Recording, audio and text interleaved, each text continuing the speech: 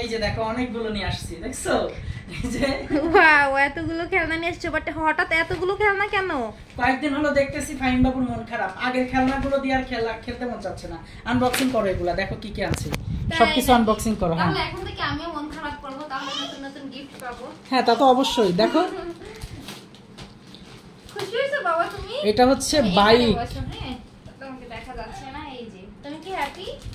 বাবুটা কয়েকদিন হলো অসুস্থ, ঠান্ডা জ্বর, সবাই বাবুর জন্য দোয়া করবেন।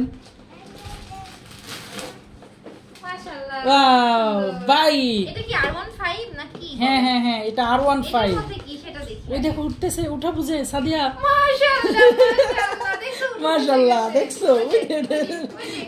খুব সুন্দর। কে শিখালো এটা? ও এমনিতেই পারে। এতগুলো ব্যাটারি কেন? এটা হচ্ছে টেলিফোনের দুইটা ব্যাটারি।